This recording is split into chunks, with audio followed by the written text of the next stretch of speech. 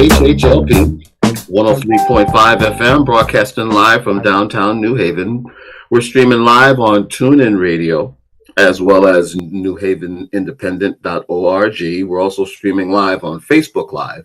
You can go to facebook.com/New Haven Independent, or you can just go to our Facebook page and look us up. We're also on SoundCloud.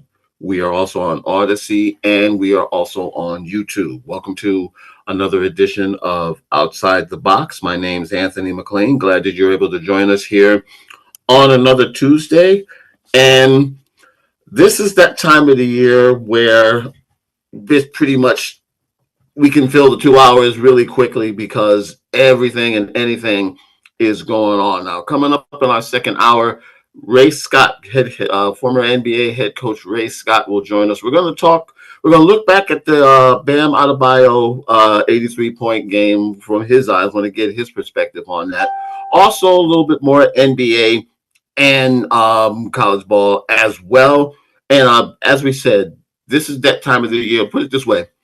If you're not a basketball fan during this time of the year, you might as well just go ahead and leave the country, because that's pretty much all the focus right now. We are the NCAA tournament pairings for both the men and the women are out now.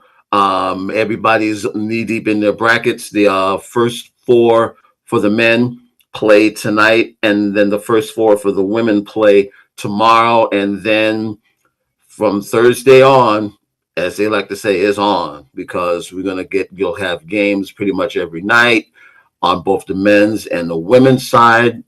And, I know for me, I usually, unless it's, a sort of a special NBA game or whatever, I usually don't watch another NBA game until the last, till the championship game is played. So for the next 2 weeks or so, till about, I guess, what is it, April? I want to say, I think April 5th for the women, the championship game that Sunday night, and then the next day the men will play on that Monday. But yeah, this is, again, if you can't watch basketball this time of the year, you're just not a fan, or either you just, you're just whatever. But yeah, this is that time of the year where everybody gets ready to watch all sorts of college basketball. Of course, now,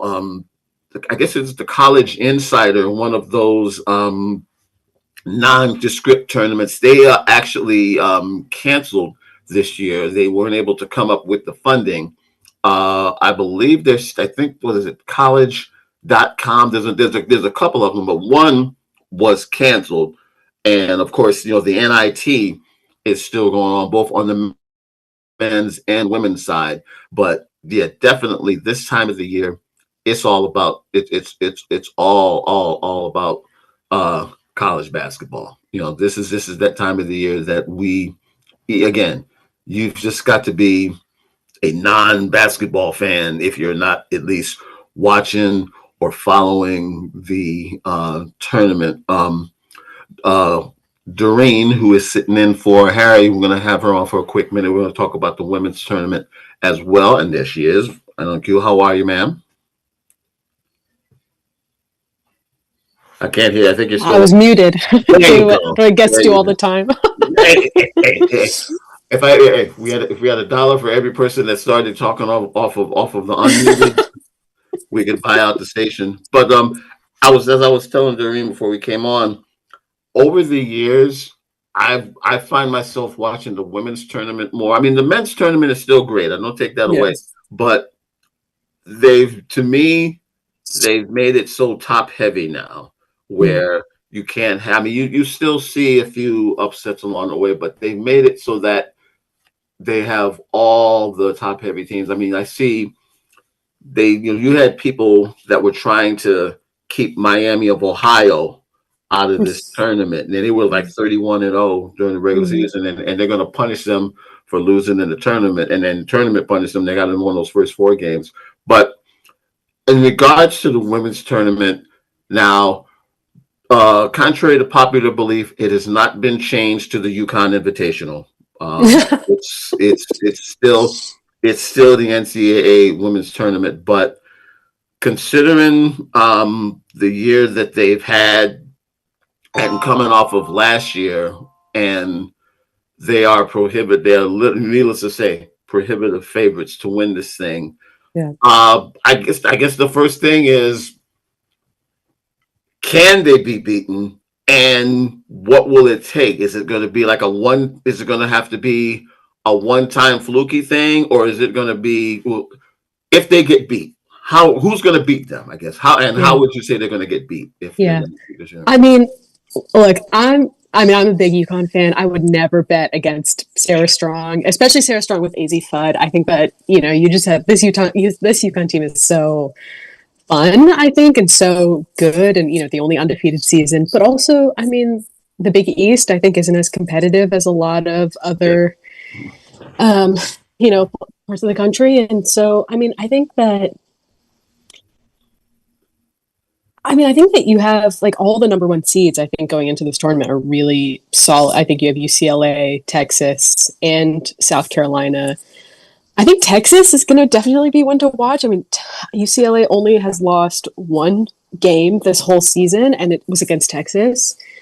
Texas gave South Carolina 2 out of their 3 losses this season. Like, I think Texas is definitely going to be. I would love a Texas UConn matchup. I think that would be a lot of fun. Yeah, and I think it's safe to say the SEC the best overall conference, because you've got so many teams. Vandy was great this year. I mean, Michaela Blake's is, I think, unbelievable too, and I'm really excited to watch her.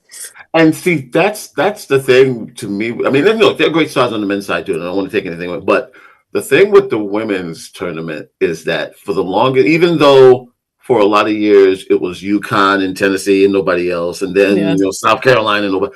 And it goes through those phases. But even with the dominance that UConn has, there are a lot of great teams out there. The number of the 4 seeds. The thing to me is, and I use SEC as an example, they kill each other all year. It's a bloodbath. Yeah, and by the time you get to the tournament, they've already. It's almost like they've already played 2 full seasons. By the time they get to the tournament, now one would think that would do them well, but it's almost like by the time you get through, say, the Sweet 16 or whatever, they have, or I'm willing to bet now. I'm going to be willing to bet at least 5 SEC teams will probably make the Sweet 16. Yeah. Along the way there. South Carolina, to me, I could see a South Carolina maybe giving UConn a little bit of a push. But I'm also looking at somebody like a LSU because of the crazy woman, Miss Mulkey. Yeah. Just willing them to a win. But the thing is, they've got so many, again, and I want to beat a dead horse, but they got so many scars just from the regular season. Yeah. Okay, so we've established SEC best conference. Who do you think is the second best conference right now? No. I mean, what would you? I mean, I think what's UCLA's conference? Why am I? UCLA's in the Big Ten. Yeah, Big Ten. Yeah. It's I can't just the fact that you're saying UCLA Big Ten champs. I just I mean, that's kind of unbelievable. I mean, wait, USC's in the Big Ten too, right? So all those basically they took half of the old Pac-12 teams and put them in the Big Ten. But I mean, we're missing Juju. I think that's kind of been the loss of this tournament and this season has been that we can't watch Juju Watkins. But and I think USC is not performing at like the level that they would normally be performing. I think last tournament, I think they were number 1 seed over UConn Mhm. going into last season Mhm. or last tournament. But Mhm. so that's a loss. But I still think Big Ten seems to be an unbelievable, and the fact that Big Ten champions for UCLA, I think is pretty great. I mean, Lauren Betts, I think is a lot of fun to watch too, Yeah, and I think yeah, that she's going to yeah. have a really great career in the W. The the piggyback on UConn. The thing I think that gets me, I've always felt that their best team, and I don't think for all the guff that we give Gino, the thing that I think that has always set Gino apart is he's won with every different style. You look back Yeah, at the very first championship team with was Rosati and Lobo and Walters and with basically the Twin Towers. You had a Nikisha Sales as a freshman as well. I've always felt that his best team was the undefeated team with Sue Bird, Tarazi coming off the bench, and I think it was Swin Cash. Swin Cash. Yeah, Mhm. That was the team that beat a very good Oklahoma team with then Stacey Dales at the time, and when they made their first Final Four. I've always felt like out of all his championship teams, that was the best one because they were the most versatile. They beat you in all sorts of ways. And I want to now Shay Ralph was hurt that year, or was she hurt the year before? I always forget with I'm that not team. sure. I'm not sure. Yeah, yeah, yeah. But I mean, you had Diana Taurasi coming off the bench. Yeah. That tells you all you need to Yeah, know. I think that would have been her first season. Then I think that Yeah, was like that. Yeah, yeah, exactly. I think she was injured that year, and so Tarasi was coming off the bench, and I think just like it was an unbelievable season. yeah. That's because look, he's had undefeated teams. He's won slowing up the ball. He's done running gun teams. He's done it with just defensive teams.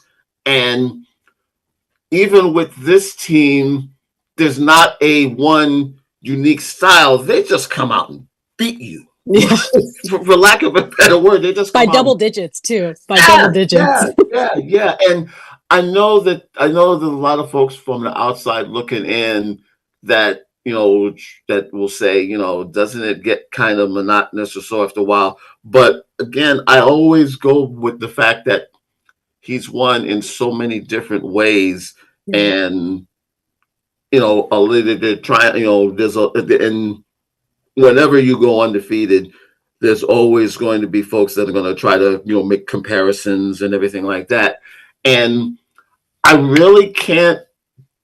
I'm trying to think. I can't really think of another who they compare to right now with all of his previous championship teams Yeah. because the bar was set last year in a Yeah. sense. I mean, you had Paige Beckers, who ended up being one of the top players in the W when she was, in it. Yeah. It's crazy. And now and the scary thing is with Strong and Fudd, you could almost make the argument that this team is that much better than last year's team. And Yeah. it's and the scary thing is they still got what now, Strong's had another 2 more years. Yeah. I know. And I mean, I can't believe that she's only a sophomore. It's crazy. the sky is I mean, we're probably going to be saying the same thing about a year ago, or a year from now, saying now I don't know if they'll be still undefeated and beating up teams the way they are, but the pipeline is still there. I think they've even got like the number 2, number 3 player, by rankings coming in this year. So I guess again, it's theirs to lose, pretty Yeah. much. Yeah, But I think so. And I think it's gonna be a lot of fun. I'm actually going to the first 2 rounds at oh, okay. stores this weekend. Hmm. And I'm really excited for that. I think it's gonna be a lot of fun. I saw them play against who was it? Maybe I think they actually played against Iowa at the Hmm. game I saw them, and it was kind of an exhibition game in Hmm. December, and that was a pretty easy that was a pretty easy win for UConn. And I think Yeah, Iowa's coming in yeah. as the number 2. Hmm. So I think it's going to be Although I don't think they're in the same, kind of bracket division. But No, yeah, I no. think it's going to be a lot of fun. Yeah, yeah. It's the thing that I would tell folks, yeah, it's UConn is sort of the prohibitive, but again, there are a lot of great teams this year. There are Yeah, a lot of good teams. You have a lot of teams that are making their first runs after a long period of time. I have to admit, I thought that this year was going to be, because you mentioned Juju yeah, being out.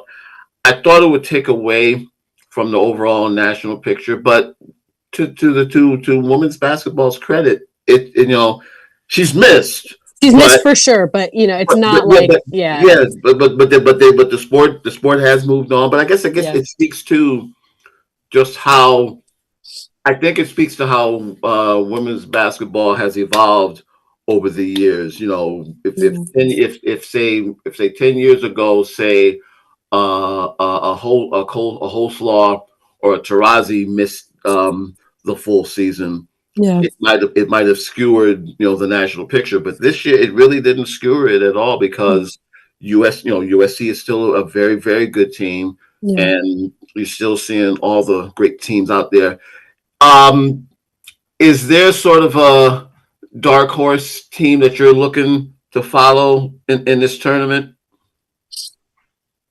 I mean, I don't know if dark horse is the best way to describe them, but I'm looking at Texas. I think that I would be really excited to see Texas in the finals. I mean, I would be sad to see UConn lose, of Mhm. course, but I mean, I think that if Texas won it all, I would be so happy. I think that I think that building on what they did last year, I think Madison Booker's their kind of star player, and I think she's a lot of fun to watch.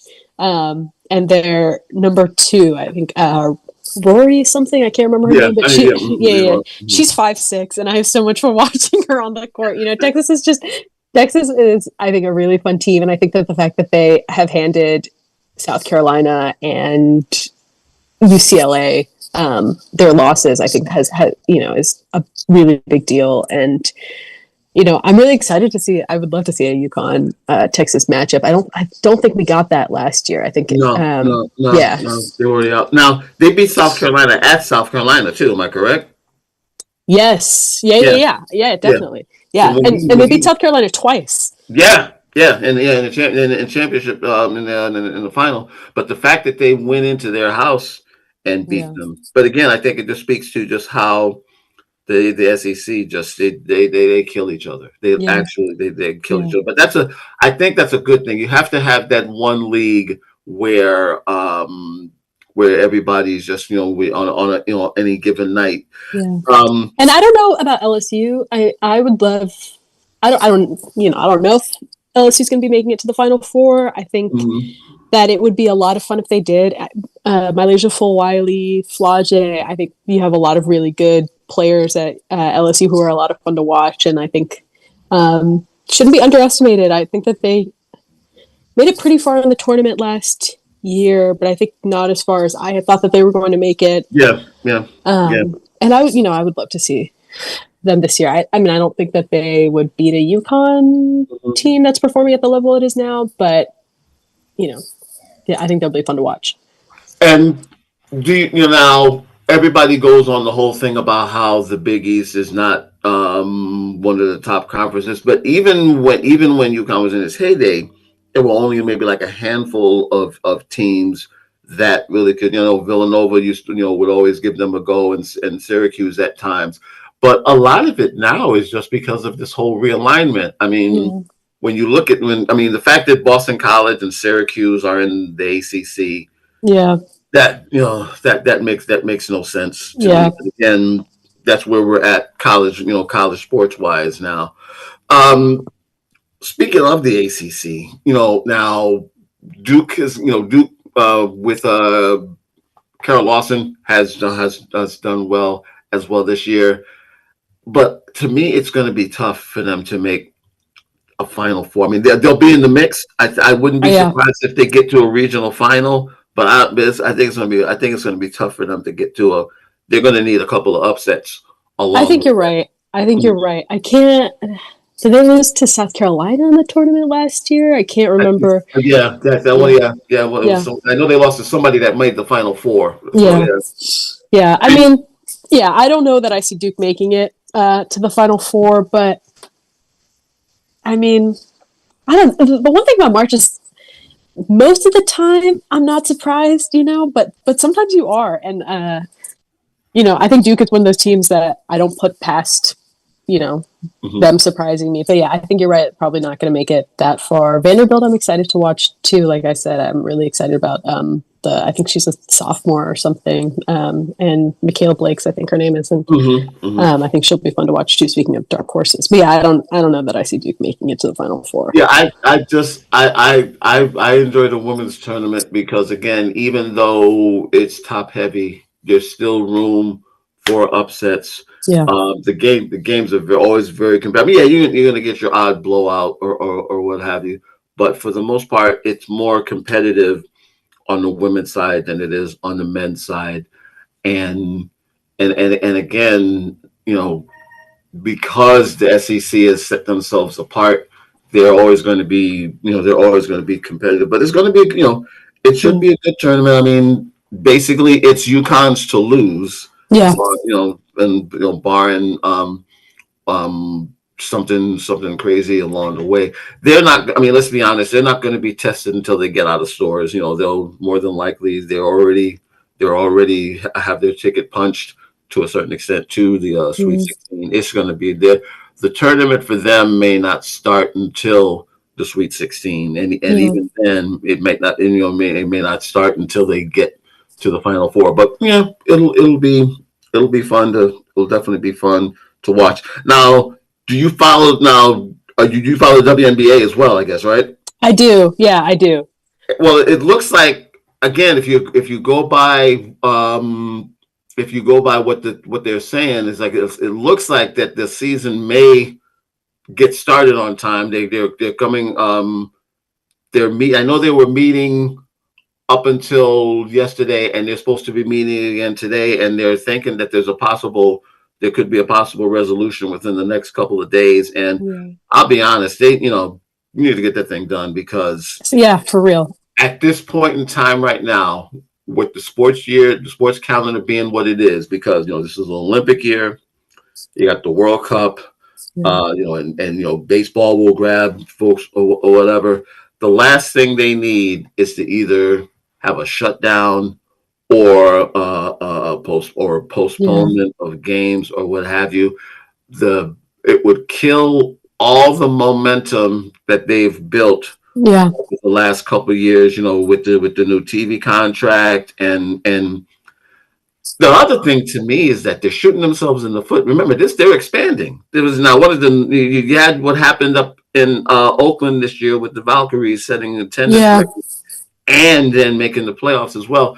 The last thing you need to do, I mean, no, they don't do. They have like the fans like football, baseball, basketball. No, but you don't want to kill the hardcore fans that you have Hmm. by doing a work stop and on something that can be really resolved well, especially now the money's there now. I mean, if you're expanding, the last thing you can do is say you ain't got no, cry poor at this point. Yeah. Yeah.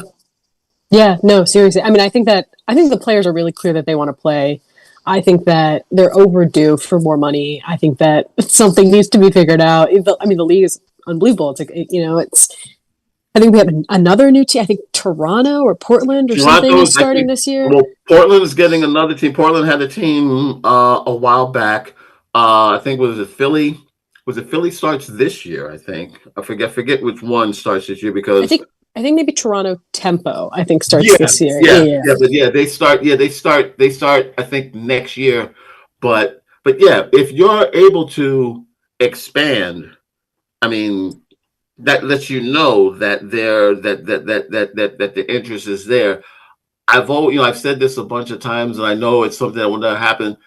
I would love to see them play during quote unquote traditional basketball time. Mm, I know the biggest obstacle is getting arenas because during the winter, most arenas, between between maybe NBA basketball and hockey with either some of the multi places, it's tough.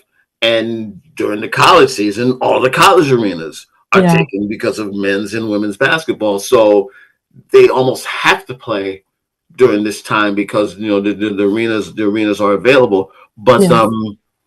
it's a double-edged sword because I think what has always hurt them is that they play during in a sense, a non-basketball time of the year. And if, unfortunately, because they start for the most part after the NBA season is over. I know they usually start in May, right around the finals, but most folks are going to be focused on the finals and what have you. But they even with that being said, they've done okay, and Yeah.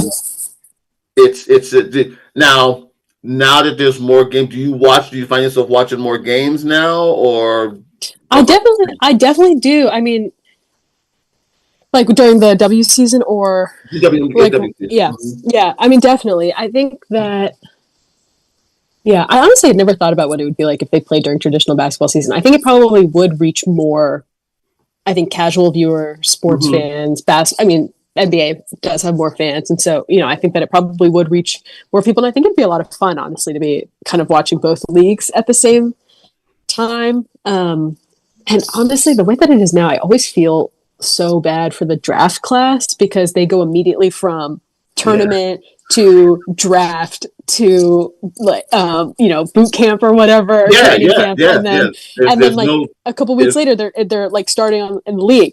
So it's, I would love if they had a little, I think it would serve everyone if they had a little bit of a break. I remember Caitlin Clark kind of being like, I'm not doing anything after my season, like nothing, because she yeah, just played for yeah, like 2 years yeah. straight.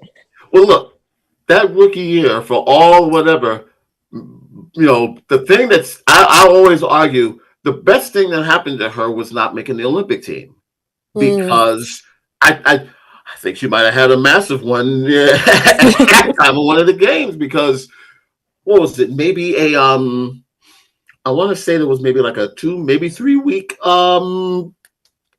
maybe two Yeah, 3 week yeah, thing between the draft and then actual playing. yeah, So yes, they went from, and remember she played 40 games because they made the Final Four and the yeah, championship game.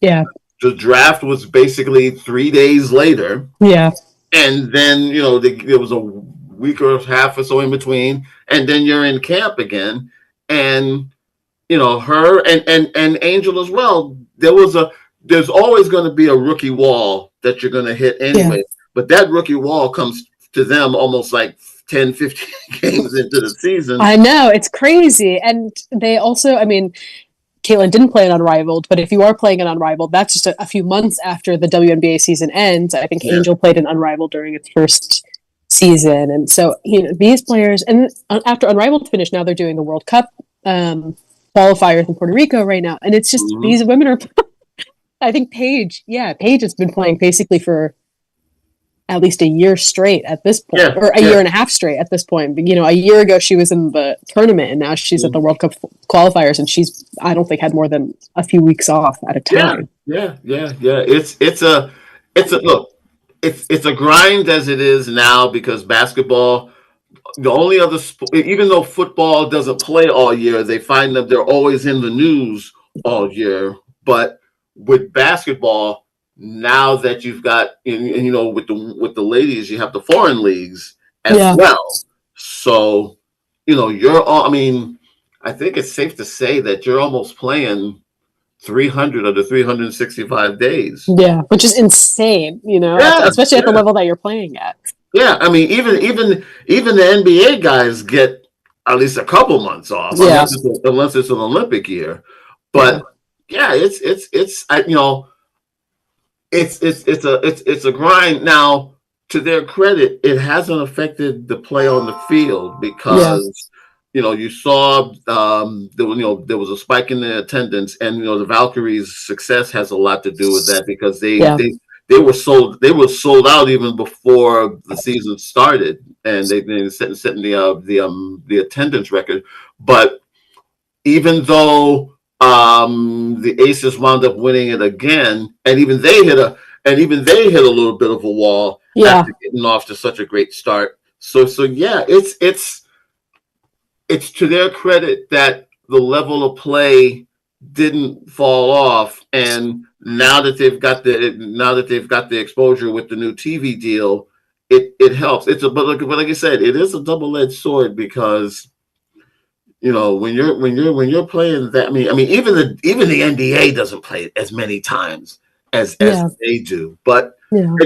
I think in that vein, though, it's helped elevate. It's definitely helped elevate the league because now, if you really now the excuse of, well, I can't catch any of the games. No, I mean between Amazon and I think Yeah. with Ion does a Yeah. handful of Ion games as does. well. So yeah, the exposure is definitely there. You're listening to Outside the Box here on WNHHLP 103.5 FM, broadcasting live from downtown New Haven. Myself, Anthony McClean, along with Doreen here, talking a little hoops. I always forget to give this. If you want to give us a buzz, you have a question, a comment, or what have you, number to call in is 203-516-0225. That's 203-516-0225. And as we said earlier at the top of the hour, Coach Ray Scott will be with us at the top of the hour. We'll talk about the Bam Adebayo game and also other NBA news as well. One last thing before I let you go. In regard to the WNBA, assuming that they're going to have the season, now the Aces have been sort of like what UConn has been to, and with the women, A dynasty. Yeah, and I mean, what Aja Wilson has just been such a dominant player from the colleges, from the pros, and I mean, clearly she's head above heels over everyone. Although again, like on the women's college side, there are a lot of great players, and you're going to get an influx of great players coming in off of the draft. Yeah. But I mean, and even they were so strong. They let they let why am I forgetting Kelsey's last name? Kelsey Plum. Thank you, Kelsey. Even letting Kelsey Plum walk, they Yeah. still were able to. Not, they had their little hiccup in the middle, but they didn't really lose a beat Yeah. at all. This past season. Yeah. Especially once they just decide. There was just a moment where they just had so many embarrassing losses. I think they even lost to the Sun, maybe, or I could be wrong about that. And the Valkyries Yeah. scared the Jesus out of them, but Yeah. they won. But Yeah. it was like they pushed them to the brink. But yeah, it's probably, I guess it's good. It was probably the wake up call they needed because after that they just didn't stop. Oh yeah, they literally took it out on the rest of the league. It's like, okay, let's just get this out the way. But at least on the surface, it looks like that they're going to at least have the full season. They're going to get this resolved and everything. So that'll be good. That'll be good because the last thing, given the nature of your common sports fan right now, the last thing you want to do is just sort of be pushed to the side or worse, be forgotten. Yeah, definitely. I mean, I think that there's never been a better time to be a women's basketball fan. Honestly, like you said, it's impossible to miss a game if you have any interest in watching one. And so I think that it would be really unfortunate for that momentum to be lost, especially because you've been watching Unrivaled, you've been watching maybe the qualifying tournament in Puerto Rico, and and you'll watch the tournament, and then it would just, I think, not really serve anyone to not actually watch the professional, the women play.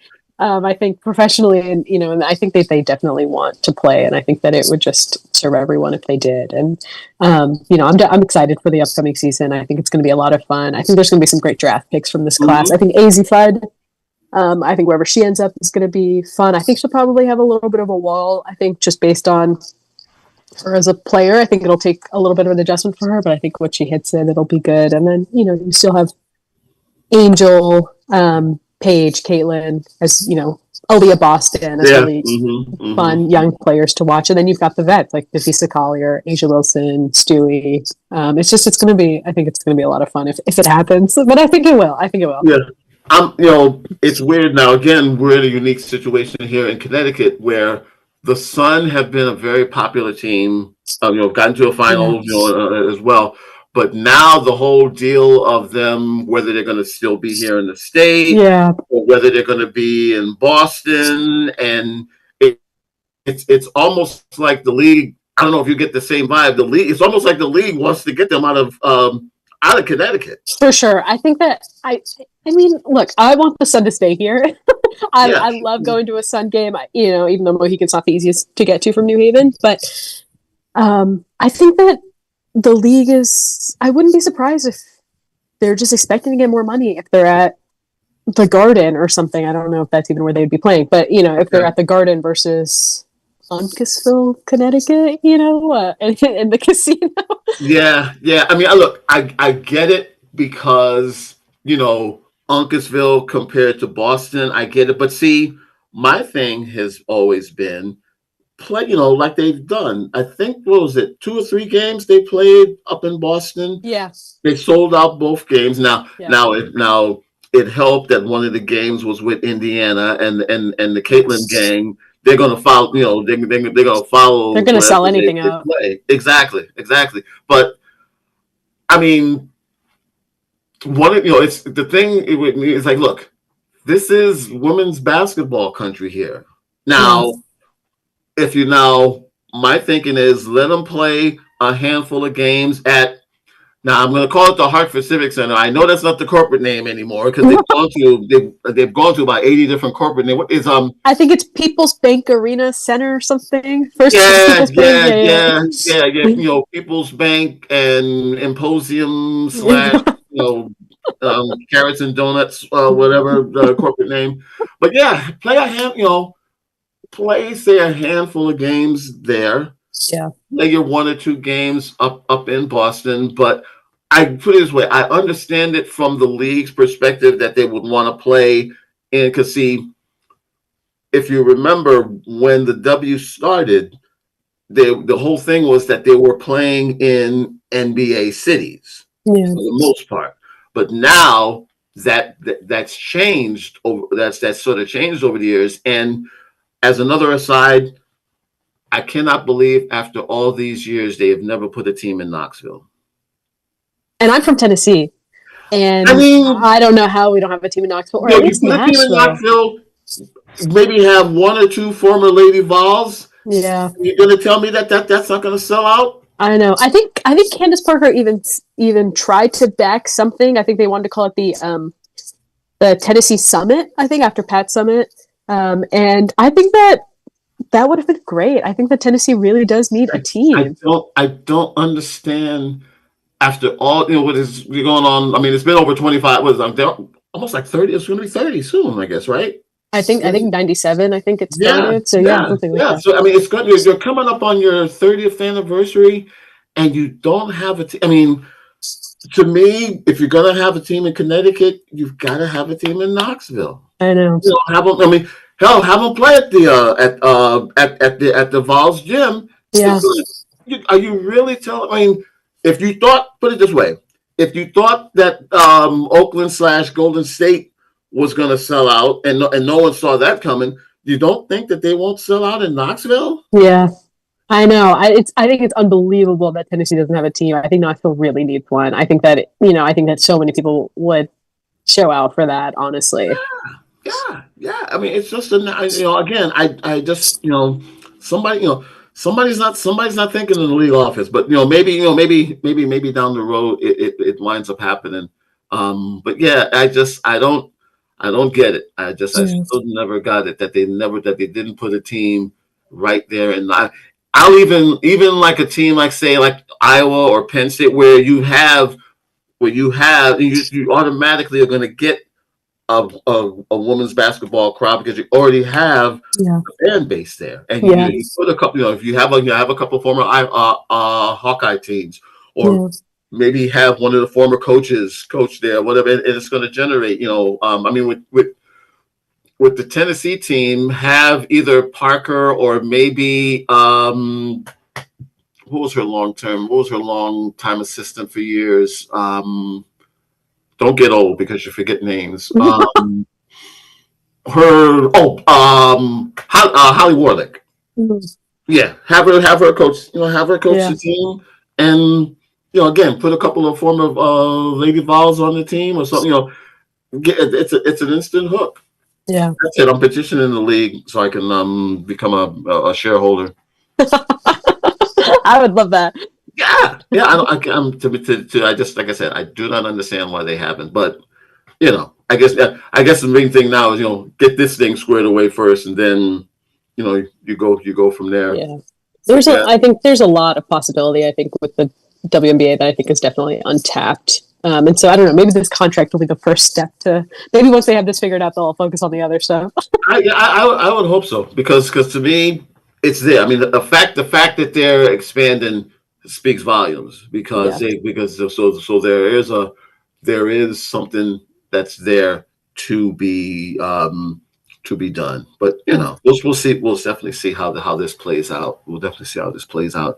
I'm trying to think. Was there any other thing that you wanted to bring up at all, basketball wise? I think that's probably everything. Go Huskies! It's gonna be fun. Next few weeks are gonna be fun. Yeah. Between the men's and the women's, and it's like I said, if you're not a basketball fan this time of the year, you're never going to be one. Yeah. You're never going to. I know. It's so fun. It's so easy also to just, to enjoy it and to have fun. There's a game every night. Yeah. I haven't done a bracket in years, but I'm at the point now where I just want to watch because I just got tired of watching the games, sweating bullets, trying to win a pool or whatever. I got to relay one story. The year Michigan, the year Michigan lost to Carolina, I was me and another guy. We were basically if Michigan had won, I would have won the pool, and if Carolina won, he would have won the pool. So if you ever watch that film of Weber calling the timeout and you hear a scream coming from by way of North Carolina, that was me because I was like, oh. How much money did you lose out on? For IRS purposes, I can't say. But I mean, it would have been a nice little haul. But thankfully, there was something for second place because in so many of these pools, it's winner take all. I know. So it's like, but you get greedy and the gambling bug bites you, and it's like. I mean, I won something, but it was like you want to win the whole pot. Yeah, you want to win the whole pot.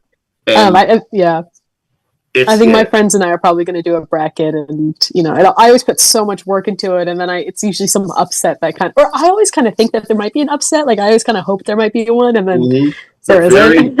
The very first bracket I did for money, I lost all of my Final Four teams within a 3-hour span of the first day of the tournament. And matter of fact, one year it was Arizona, and I promised to myself I will never pick Arizona again. And then the next year, Arizona was number 1 or number 2 seed, and I said I don't care who they play, I'm picking them. It wound up being Santa Clara, and Santa Clara upset them. So I was I felt vindicated. But then you have.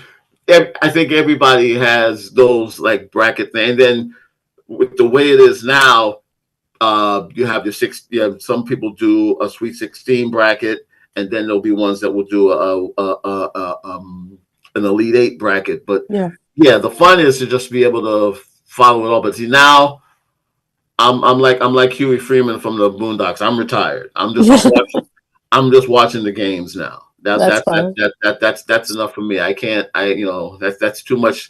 That's too much stress for me now. I just want to watch and enjoy it. I won't put it this way. I'm not gonna say I will retire completely, but I know for this year's tournament, I'm sitting and watching. You're sitting and watching. Yeah. Yeah, I'm not. Unless even now, because I don't want to take. You take more time picking the brackets than you do watching the games, Honestly, and yeah. I've been sitting on mine for like a day or two. can see what gets you is see. To me, the hardest games to pick are the 8-9 games because I know. they're basically they're basically one team's one potato chip better than the other team. Exactly. It's not like, and then you're always trying to figure, okay, is it going to be a 5-12 upset? I know. Is it going to be a 2-15? I know. And God forbid you get that 1-16 because it's nuts. And I have to admit, even though I watch a lot of college basketball, I don't watch it like I would because a lot of times when I was watching back in the day, I would always say, "Oh, let me remember this team when I'm picking when I'm putting my bracket together." Yeah. But now it's just like, let me just watch, and it's funny here because on the men's side, you know, even though UConn's men lost what is like 5 games this year, you would have thought that you would have thought that this team was like 15-16 and all this other stuff. And they want, and to me, I'm shocked they got a number 2 seed. To be honest, with you. Yeah. They got a higher seed than St. John's. And St. John's whooped them twice. I'm Yeah. still trying to figure that one out. I honestly sometimes I just don't even understand how the rankings work, honestly. Yeah, it's to me, what's lost it for the men is that they go more for the blue blood teams, the Kentuckys, the North Carolinas, the Dukes, the UConns, or what Yeah. have you. And even when you get sort of a Cinderella team like Miami of Ohio, they're trying to tell you how many ways they shouldn't get into the tournament as opposed to why they should get a higher seed. And between the talking heads and all this other stuff, and they're telling you why this one doesn't get in and everything like that. It's and again, that's one of the reasons why I appreciate the women's games more. I mean, yeah, you still have a lot of you still have a lot of these folks that try to keep teams out, but it seems Yeah. like with the women, because they actually play it out a lot better. It's a lot more fun to watch. I mean, it's again, this time of the year you're going to be watching college basketball. Yeah. So, but it's you want it to be. I like when there's a lot of upsets. Me Yeah. personally. Me too. I I mean, think that's a lot of fun. and but see, 9 times out of 10, the cream rises to the top anyway. So why not just have it? Because even if by some stretch of imagination you get a bunch of upsets with the men's side this year, more than likely one of those number one teams, either whether it be Duke, whether it be Florida, trying to repeat, or a UConn, which is a number 2, because people were still talking about them getting a number 1 seed uh, if they won the Big East tournament. So it's nuts. It's nuts.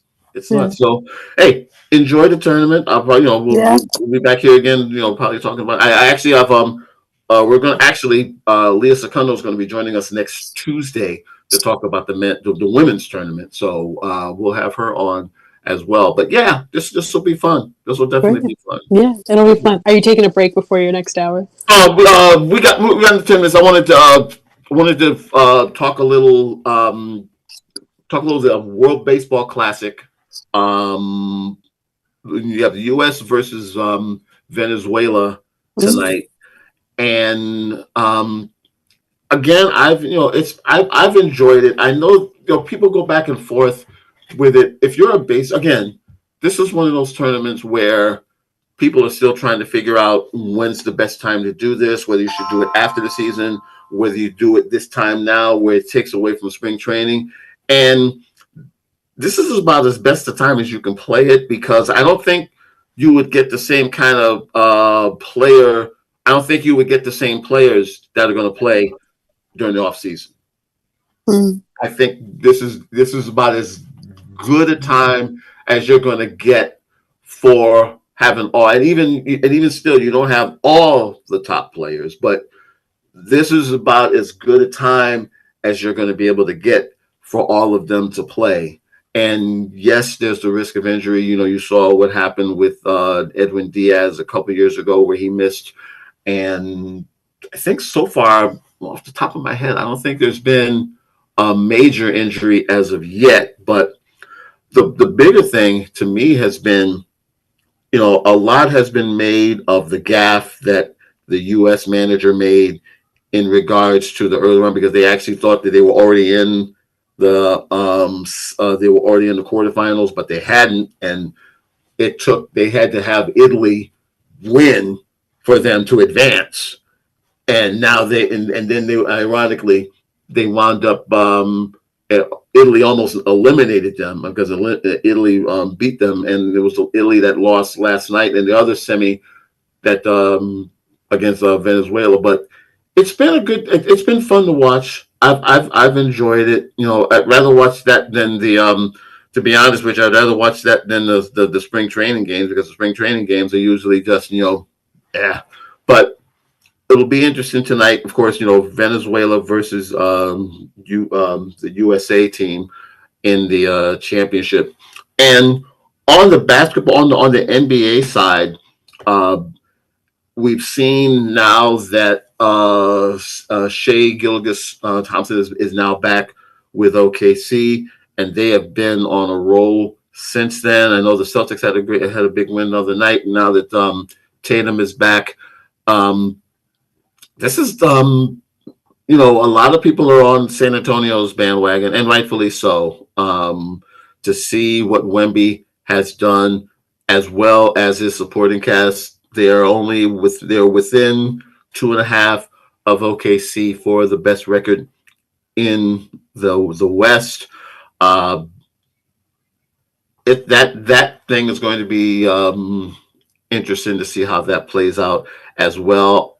More than likely, we are probably looking at an OKC San Antonio Western Conference final, and OKC is still playing somewhat short right now, but again, because they're the defending champs, they look like that they're the best team. Of course, in the East, Detroit is still up. Matter of fact, we'll talk to when Coach Scott comes on. We're going to definitely talk about the Pistons up in his area as well. Celtics number 2 overall in the East, followed by the Knicks, who are somewhat catching their stride now as well. As a long-suffering Knick fan, you literally have to take every game on a game. You have to take this team on a game-to-game basis. Um, do they get to the East Final this year? It's probably going to be tougher because Detroit has taken their game to another level. Um, I don't. I know. I think people, and just speaking for myself, I thought Boston would be in the mix, but I would have never thought for them to have the second best record overall. I think Missoula is clearly the coach of the year, and now they have Tatum back, and he's able to get his playoff legs. They're going to be a team you're going to have to deal with in the East. The East is pretty much, even though with all due respect to Detroit, it's the East to me is kind of up in the air. The West very very top heavy as well. So it's going to be an interesting run. It's definitely going to be an interesting run on the way here. We are going to take a quick break. We will be back in the next few minutes, but we're going to take a quick break. Coach Ray Scott will be joining us in just a few. We're going to be talking a little. We're talking about the Bam Adebayo game from last week, and we'll also talk other NBA as well. So we're going to take a few minutes. We're going to be back at the top of the hour. This is WNHHLP 103.5 out of New Haven. Take a break. We will be back.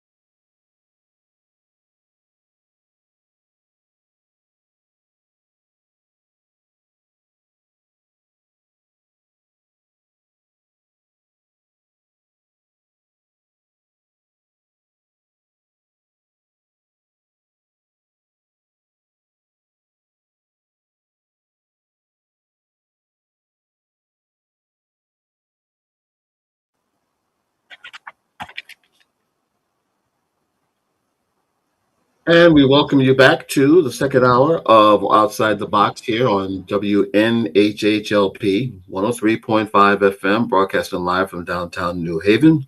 As always, we are streaming live on TuneIn Radio as well as www.newhavenindependent.org.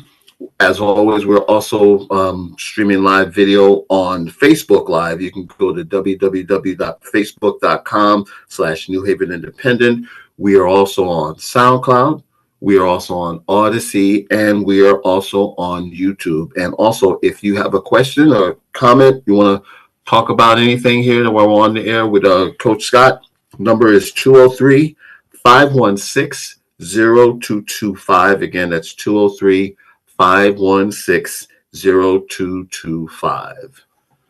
And we'll be bringing in Coach in just a quick second here. One other note we wanted to bring on, if you saw the NFL free agency and trading thing is still going on. Of course, Justin Fields traded yesterday to the Kansas City Chiefs for a sixth-round pick.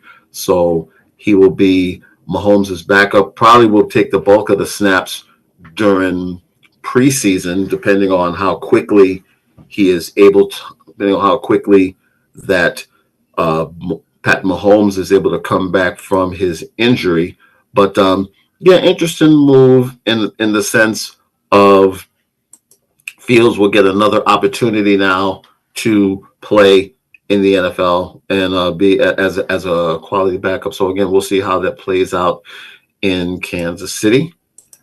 And as we go on here, we're gonna bring in Coach Scott, and of course Ray Scott is a former NBA ball player, former NBA head coach for the Detroit Pistons, was the coach of the year back in '74. Actually, was the first black head coach to win the NBA coach of the year.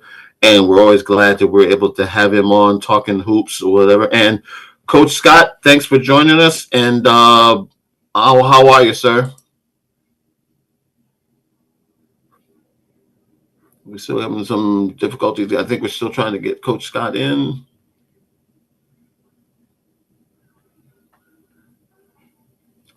Coach Scott, are you there? Yeah, I think you're still muted. I can't hear you. Okay. Just take a couple seconds here. Wait for Coach get all the way squared away in.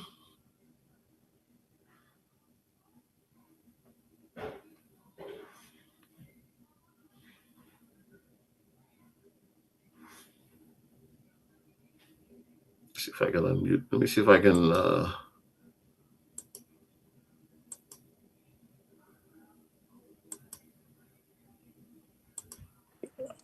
Okay. Muted. There you go. We got you now, Coach. All right. How are you, sir? Fair to middling, my friend. Fair to middling. That's all we can. That's all we can do.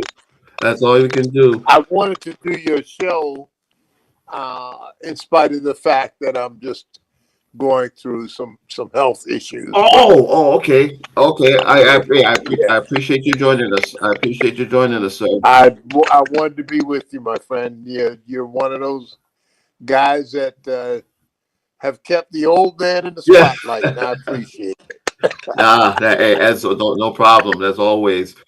I wanted to get your thoughts on the Bam Adebayo game last week, and there's been extremes in regard to the reaction in regards to that. I mean, to me, the criticism has been sort of unwarranted. What's your take on it?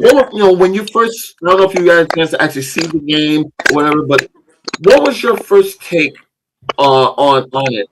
Well, unless he scores 101 points, it really doesn't matter to me. Right. And because the NBA is a statistical paradigm.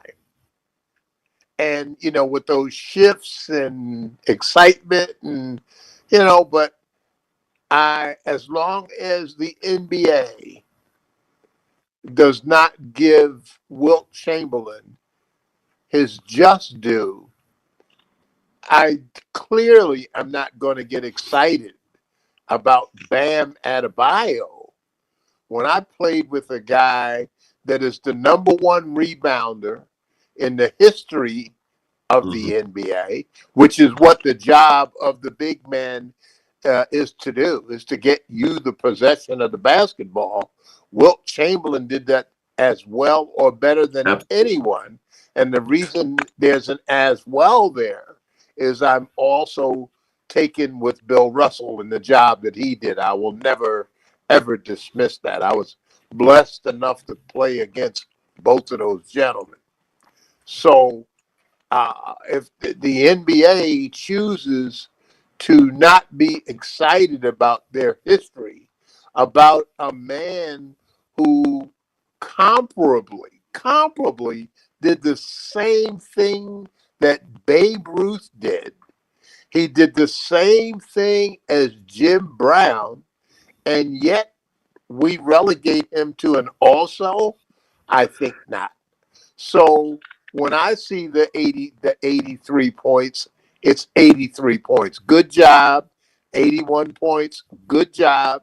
But you're not that guy. Yeah. And the game, my thing with Wilt, when people talk about Wilt and his, you have the lane, the lane because of Wilt. The 3-second rule is because of Wilt. The goaltending rule is because of Wilt. When you have a guy that basically changes the way the game is played, you have to give his reference. And when you have these, media wags that say, "Oh, he played against, plumbers and all this stuff," it's an insult because that was said by that remark was made by a basketball idiot. Yeah. That would say that guys like myself were plumbers when we were dedicated basketball players, just like he is. If he looked in the mirror and thinks he saw a basketball player, then certainly he would comparably say, "Boy, I'm blessed to be in this position that guys were in that came before me."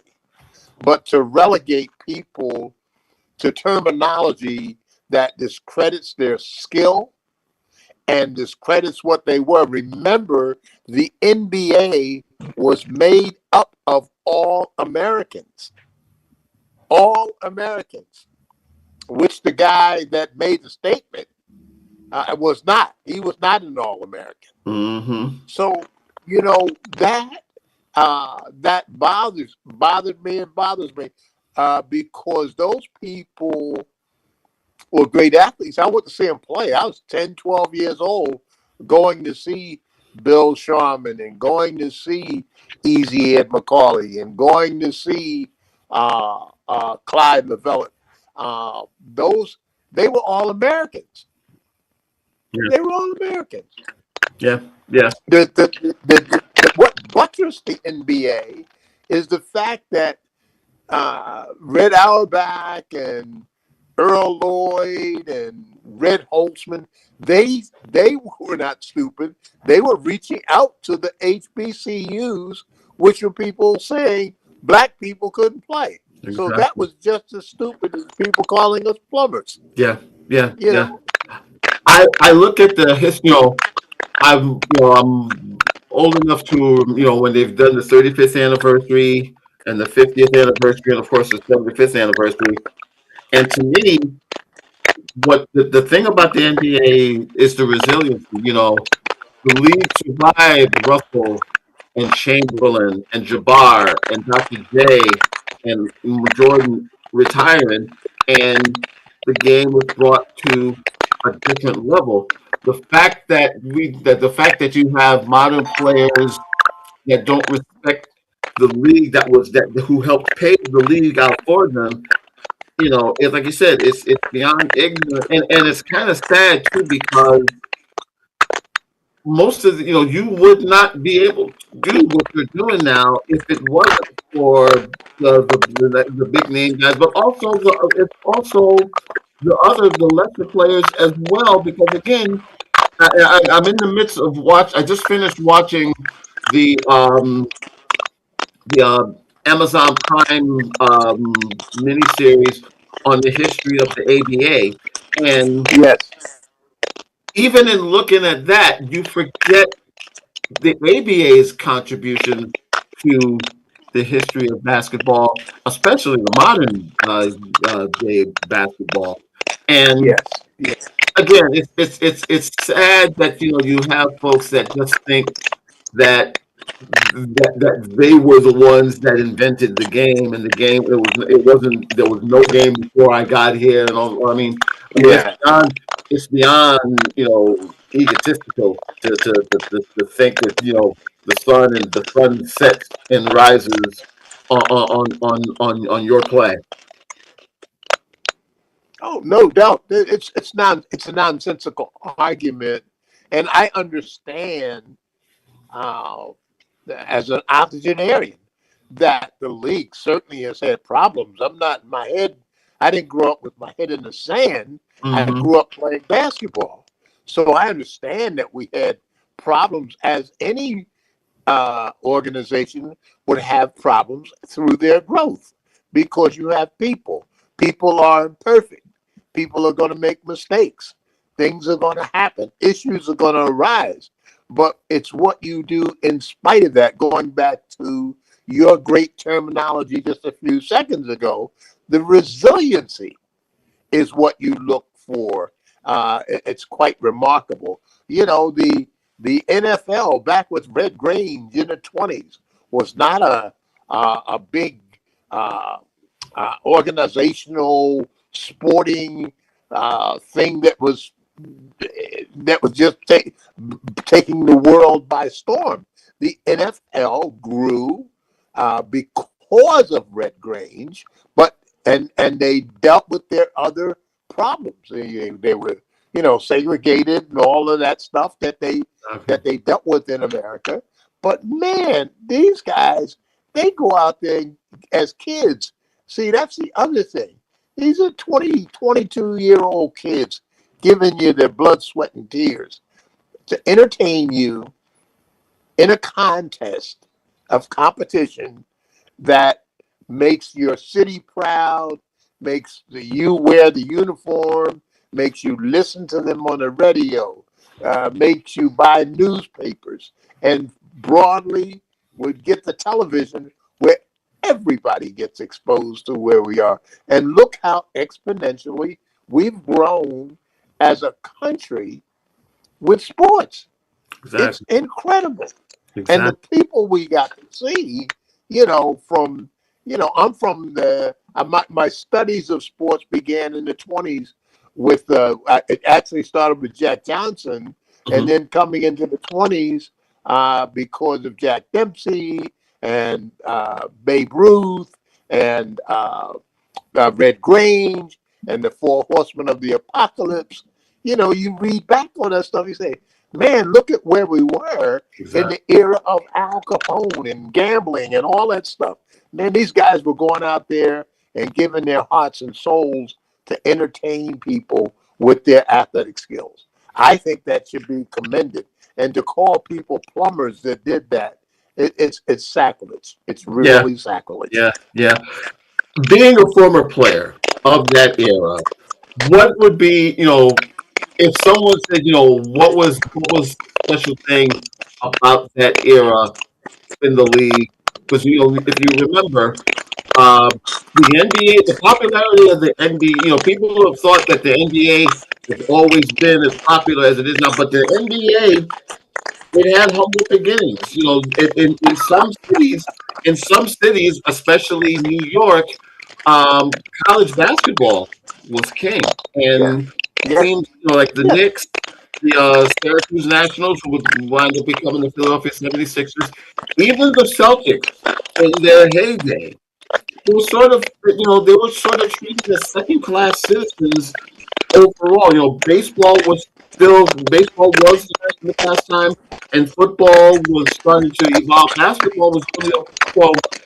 As a player from that era, what do you feel were the major contributions that has been overlooked over in regards to the modern NBA now? I think what has been overlooked is, and that's a great question, Tony. What has been overlooked? As I'm thinking about it, boy, what a good question. What was overlooked was the advancement of technology, the advancement of television,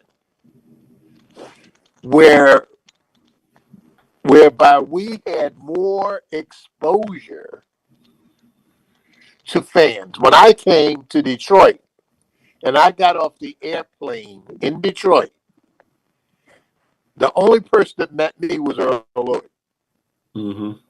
No press, no radio, nothing. I just went to the hotel, sat in my room, went out to dinner with Earl, etc. Now think about what occurs today. I was the fourth player picked in America. I am so proud of that. I was the fourth player picked in America. No one gave notice. Think about today, what the fourth player picked in America, what happens? Multi-billion contract, right? Media as well, not to mention the media. Multi-exposure. He's on television. The fourth player picked, they're literally on television around the world, not even just around the country or around the state or around the city. Multi-million dollars in contracts. You know, you can sign for up to $30 million in your first 3 years. Think of how they impact families and people and visuals and all that. That's great. That's great. And we worked for that. Mm-hmm. And because of, and you know this well, Anthony, because of Oscar Robertson, these players today realize something that they probably never would have realized without his great leadership. And ascertaining that we wanted, with the players, that we wanted a strong players, we wanted a players association. And then it became a union. Mm-hmm. Now it's an organization. If you judge it by how I always just think about how people are paid, how effective is a union? Mm-hmm. A union is as effective in any organization by how they get benefits for their people. Exactly. Well, look at what Oscar Robertson did. And yet, that man, and I will say this, that man never recognized the position in the NBA as a coach, a general manager, a president, or an owner. It tells you all you need to know, doesn't it? Mm-hmm. It's interesting. It's interesting, Coach, because in the ABA documentary, it talks about the suit that he brought against the NBA, which led to the Players Association and South. Like, yes, the ABA. The one thing the ABA did help do was raise player salaries because, compared to the money that these guys get now, it's like night and day. But and also the conditions, because I think it's ironic that, again, to reference Wilt's 100-point game, this was a game that was played in Hershey, Pennsylvania, back then, sort of a non-NBA arena. There were so many instances during that period of time where there were a handful of games, not at Madison Square Garden, not at they were at college or either nondescript arenas, and it's ironic that one of the arguably the league's greatest moments winds up happening in in a sense, a non-NBA arena. It's and even when Kareem became the all-time leading scorer, if you remember, that game was played on the campus of UNLV for some strange reason. To the, the NBA up until a lot of years were still playing, and there was still sort of a barnstorming aspect to the league because there wasn't you didn't have the popularity that you have now. Absolutely. Those secondary sites. Because, and that was in the NBA that existed because most of the NBA hierarchy were promoters who had ice skating or ice capades as we called them then, Mm-hmm. boxing. They had uh,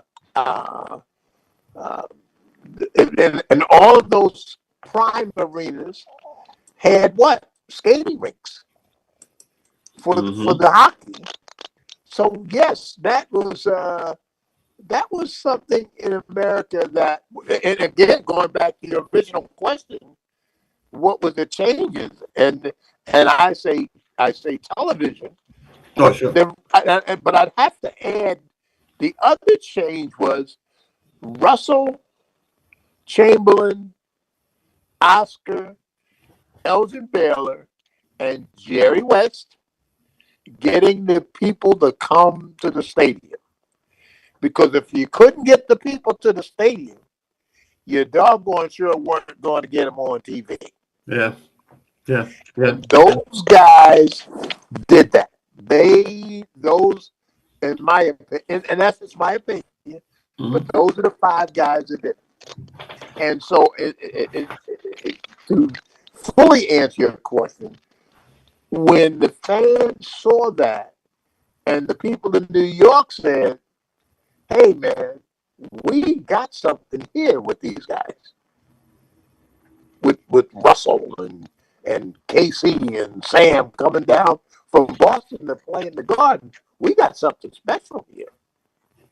And remember, there were owners who had said when they started in 49-50, the new NBA coming over from the ABL, which they had integrated, Mm-hmm.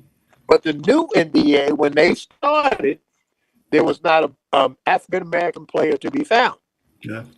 And to correct that, they started 49 in 1950. That's when they drafted Earl Lloyd, and they drafted the kid out of Chuck Cooper. Chuck Cooper. Mm-hmm. Chuck Mm-hmm. out of Dick Duquesne. And those guys set that standard that they would be drafted. And the thing about Earl Lloyd that always amazed me, and no one speaks about it. Now, I don't know how many times you hear it. How many times do you hear that Earl Lloyd has so many firsts? But the first thing he was the first African American to be drafted out of an HBCU school. Virginia State. West Virginia State, CIAA. And,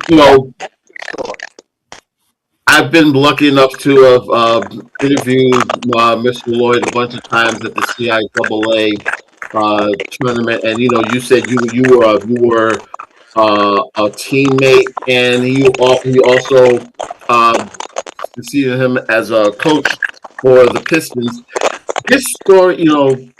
His story is something, like you said, that really you could almost make a movie out of, in a sense. I know that they did something on Sweetwater Clifton, the Knicks, but Earl Lloyd's story is something that needs to be, because he is just, in many ways, his story is even more important than Sweetwater Clifton's, because he was that ambassador for the league during a period of time when, like you said, the league wasn't as popular, and then when you started to see the league rise more, he was still that ambassador for the league on and off the court.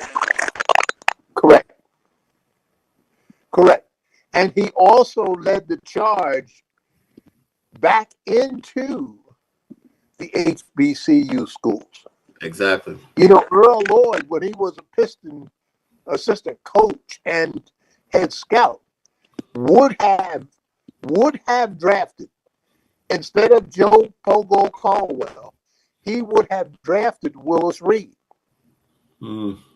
Instead of Jimmy Walker, he would have drafted Earl the Pearl Monroe.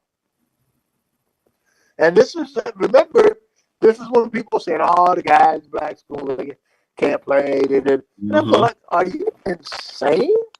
Yeah.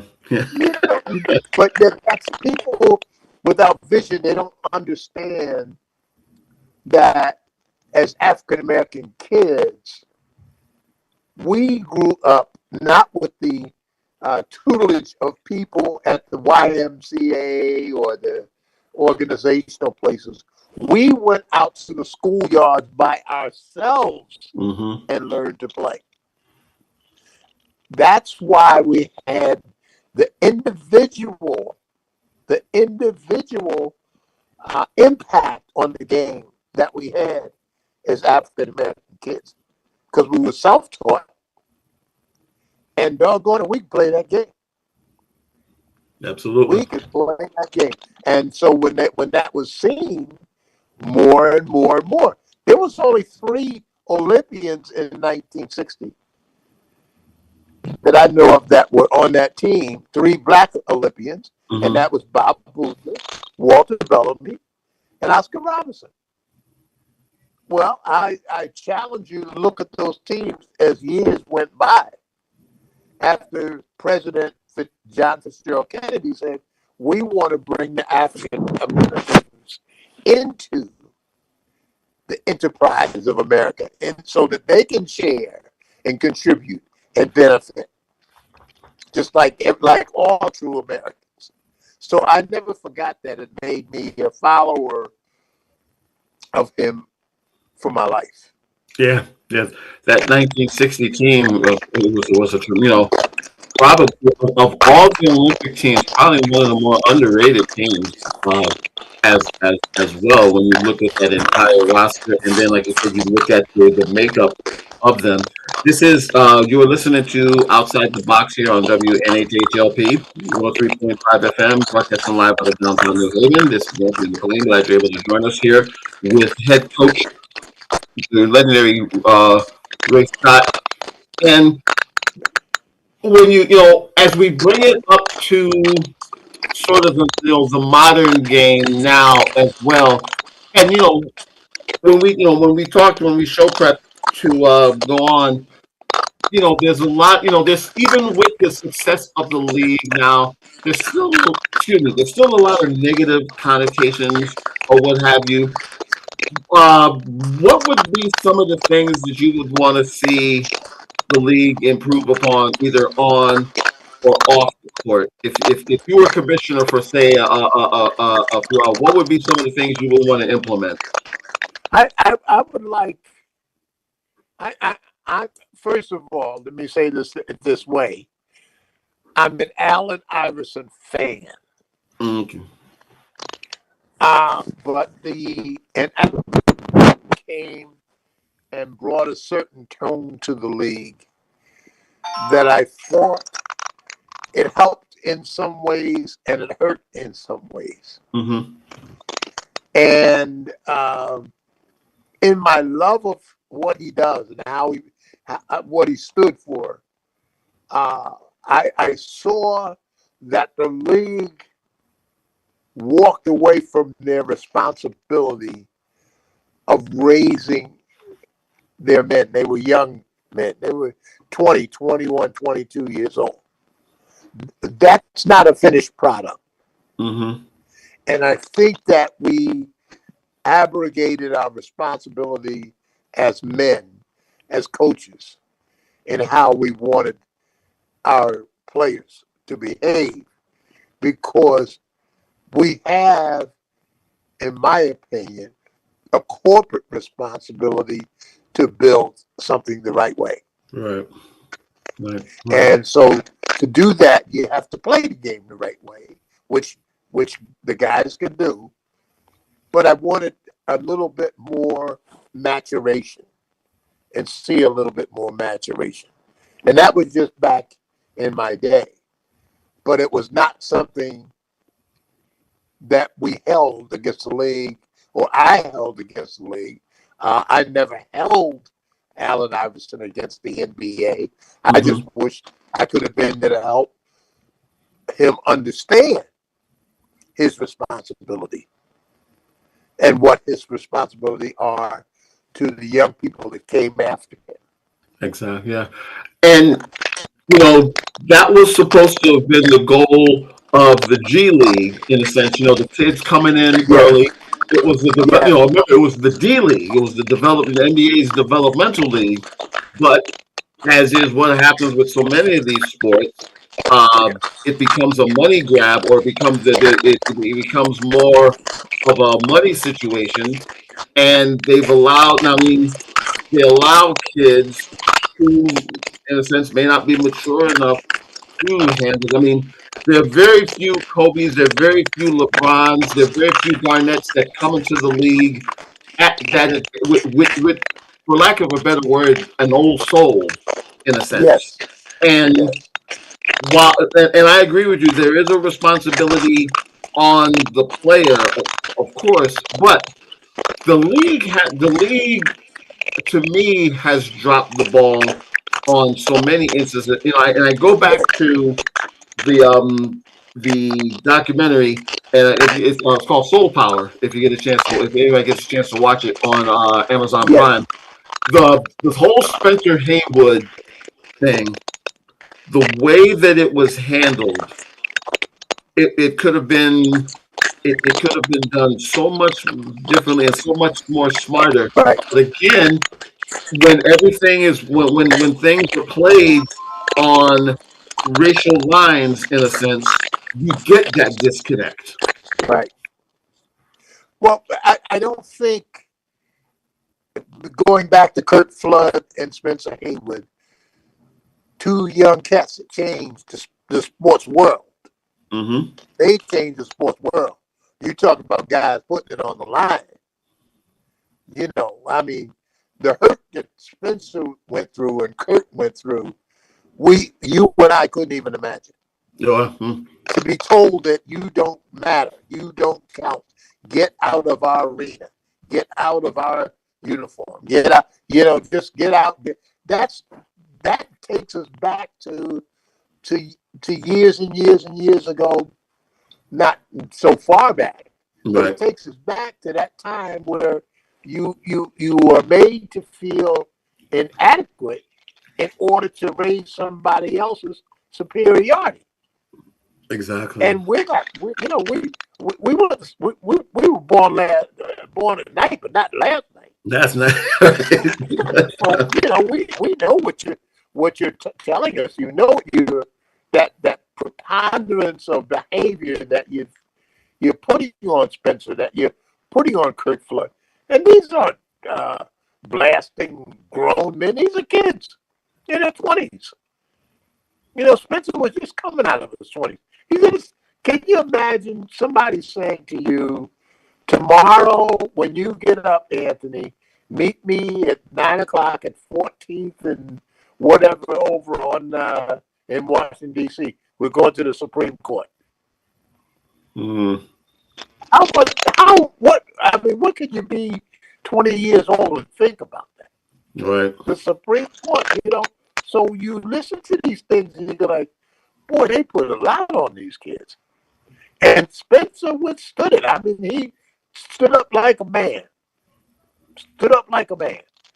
And that was one of the great things that was done. All these cats running around here now, young guys playing basketball, you ought to light a candle at night to Spencer Haywood. Yeah. Because he took the shots.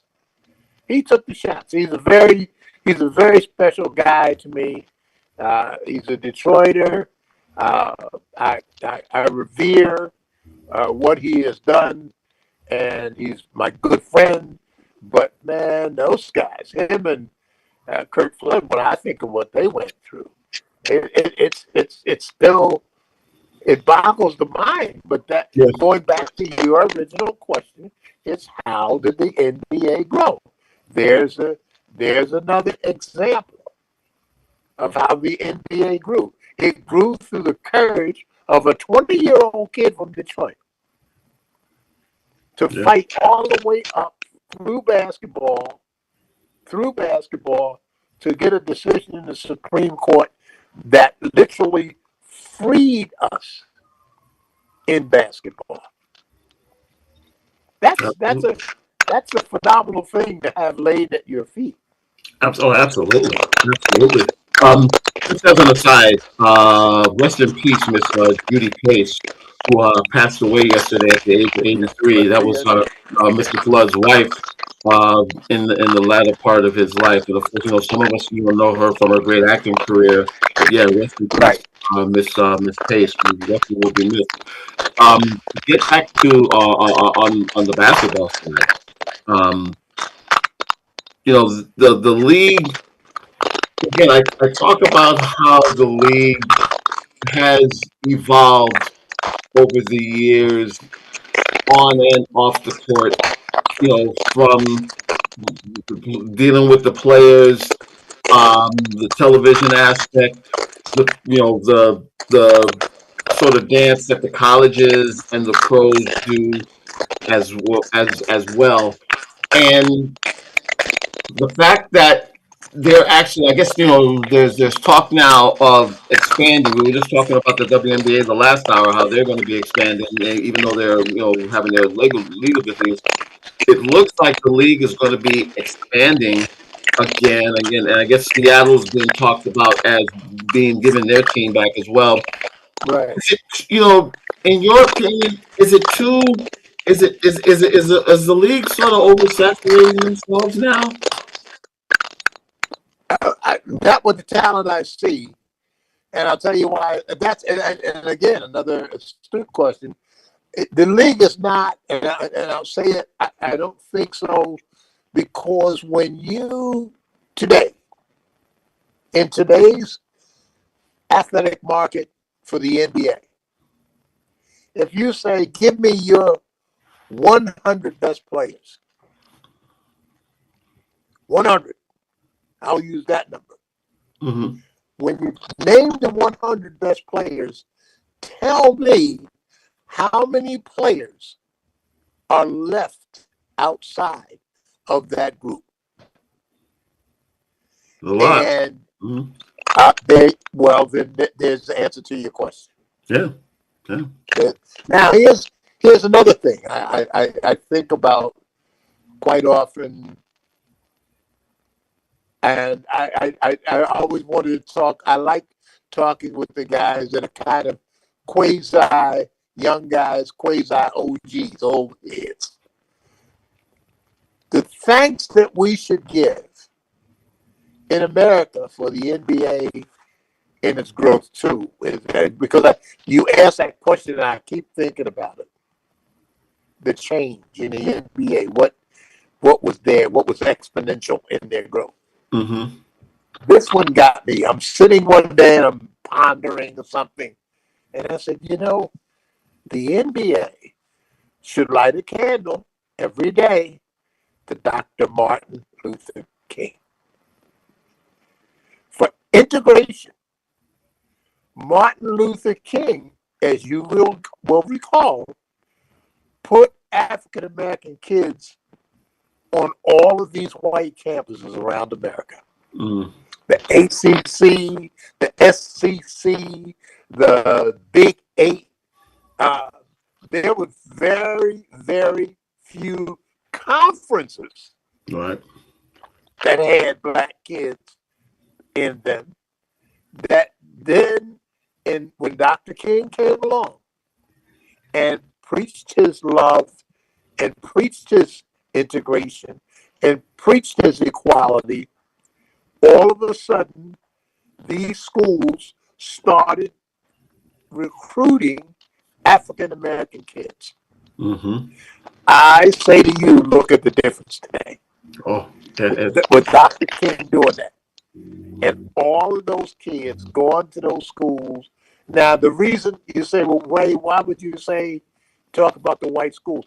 I talk about the white schools because they had the money to back these kids to get them in sight of the NBA.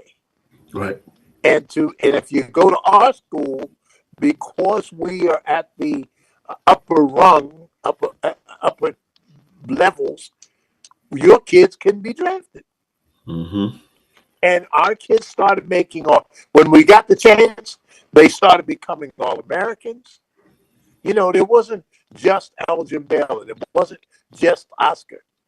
We started going into, I think, the era of where all 5 guys or 10 guys, 8 of them or 10 or whatever, they were all Americans. The Mm-hmm. NBA, that was what they profited off of. Right.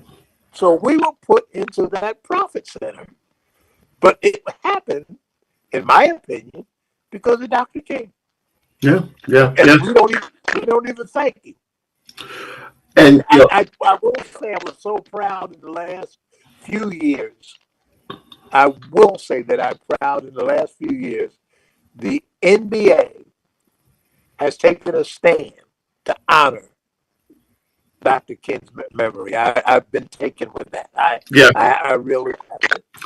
And it's interesting. We had early on this year we had the player that broke the color barrier for Duke, and that was and again that was like late '60s. The first player or the first black player in the SEC again, early mid '60s. It hasn't been, it it hasn't been that long where, like you said, that there were black players in these Southern conferences because most of them were playing in the black colleges because they weren't given opportunity. And Right. it's ironic. I always feel like it's ironic, especially on the football side. And let's be clear here, the SEC dominates football strictly because of black athletes, and it's ironic because for the longest time the SEC didn't allow black players. It took Sam Bam Cunningham and Jimmy Jones of USC to come in there into Tuscaloosa and put up a can of what on the Crimson Tide before they acknowledged that hey, maybe we need to start going after some of these black athletes. Right. That was Bear Bryant. That was Bear Bryant. And Bear Bryant said, we need to get some guys like that if we're going to maintain our excellence. And the people down in Alabama laughed at him. You got to be crazy. We ain't bringing those guys down here. And so he said, okay, well, I'm going to schedule USC for you. And after Sam Bam Cunningham finished running around Alabama like he owned it, everybody was saying, oh, we got to get us some of those. Yeah. All it takes is one butt whooping on in your hometown, and then all of a sudden, we may have to rethink this. But yeah, and it's again, it is ironic because when you look at how, and most importantly, the state of Florida, everyone thinks it was always about the U or Florida State or it was some, other school or whatever, but it was actually Florida A&M all those years and Bethune Cookman that had that with the great head with the great Jake Gaither and so many other great coaches of that era, and the players would come there and it was a double-edged sword. Nobody wanted to take the black athletes, but most importantly, they didn't want to play the Jake Gaithers and the Eddie Robinsons of the world because they knew that they would get their butts handed to them. Right. It was that era of sports because in that era, sports was maintained for us as Afro American people We had the Afro-American newspaper, the Independent. We had the paper out of the Pittsburgh Courier. We had the paper out of Baltimore, the Mm-hmm. Baltimore. Uh, and those writers covered, like you said, they covered those excellent athletes, Mm-hmm. knowing that no one or very few people would get to really observe them. Exactly. But Right. I think that I do believe that basketball led the way in America. Yeah. I Absolutely. think that was the most. I mean, as great as football is, Mm-hmm. because in 1956, Jim Brown wasn't even listed as a scholarship player in 1956. Mm-hmm. And he just made 1956 a great year because he played a bowl game and did everything. Yeah. But Yeah. when I was a kid, uh, in that era, there were not guys that were exposed even on some of these great teams in football, because you could hide guys in football or whatever it was they called themselves doing. But in basketball, as it changed, and see, a lot of people say, well, who do you think is the big change in basketball? I thought the biggest change in basketball was Willis Reed, Mm. because Willis Reed won a championship in the golden era, Yeah. which was Wilt and Kareem and the Russells. Wilt Mm-hmm. Mm-hmm. Willis got It his was thing. still it was still a center. The game it was still a center oriented game. It was literally Yes, if sir. you didn't Yes, have sir. Yes, at least a halfway decent center, you weren't going to win. And now now it's different. I mean, you could still have a good center and win, but let's face right. it, it's more of a guard, forward Oh, yes, oriented yes, league now. yes, because of that 3-point line. Yes, Yep. yeah, yeah. They changed. They took the game of basketball and inverted the game of basketball. Mm-hmm. It used to be, when you grew up and I grew up, the best shot in basketball was the shot closest to the basket. Mm-hmm. Today's excitement is built around the shot furthest from the basket, and it works. It appeals to women and it appeals to fandom. Fans like dunks and they like 3-point shots. Mm-hmm. you Absolutely. know. But to tell a fan about a backdoor or a double screen or a down pick, and nope, nope, that's not the game they love. The game they love is the action-packed game of the people coming down the floor, full speed, pulling up. I mean, I played in the ABA 2 years. When I Mm-hmm. got over there, I couldn't believe guys were pulling up on a 3-on-2 fast break for a jump. It's funny because when I'm watching the games with my brother, it's like got this guy right there in the thing. You don't pull up for it, and I mean, good, bad, or indifferent. That's where we're at now. I That's where we're at. although now that you're seeing like what Wembyamba is doing, and look, he does his threes as well, though. But I do think that at some point we are going to get back to having the great big man at some point. Okay.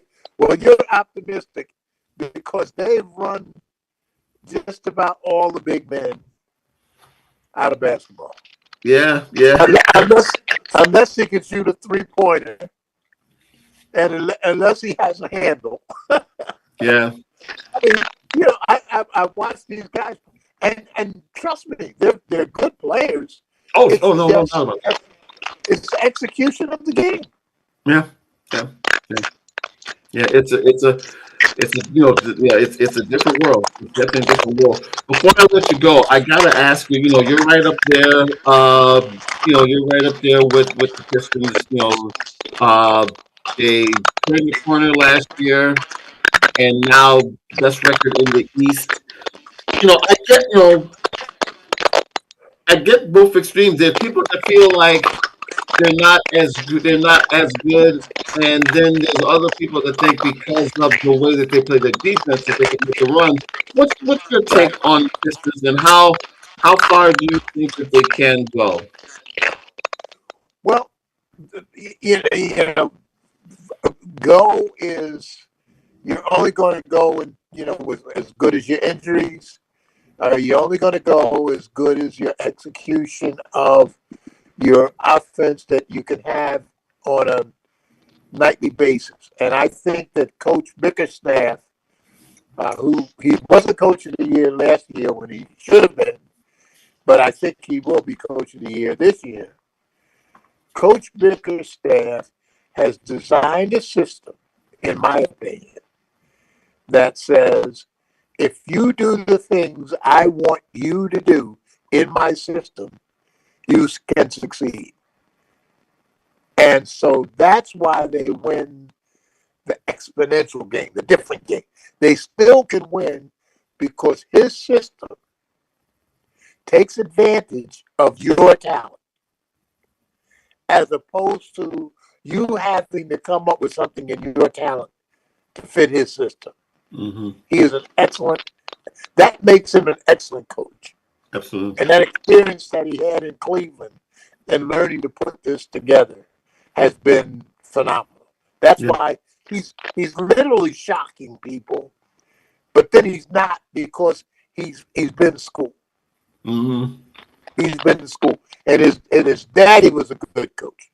Yeah, and it's funny because it took him for so long. He was always that assistant that's not a head VO coach, and then he finally got his head coaching job, and he was able to break through. But yeah, his son, yeah, he's definitely literally and figuratively. He is a chip off the old block, literally and figuratively, and you're definitely seeing that.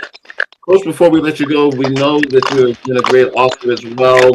Talk about your book that's out. I think your latest one was the boxing book, or was it the talk about your book on boxing? I definitely want to get you back on here to talk a little boxing down the road as well. Yeah. The boxing book will be coming out in June. Okay. The publisher indicated that to me, and so we're excited about it.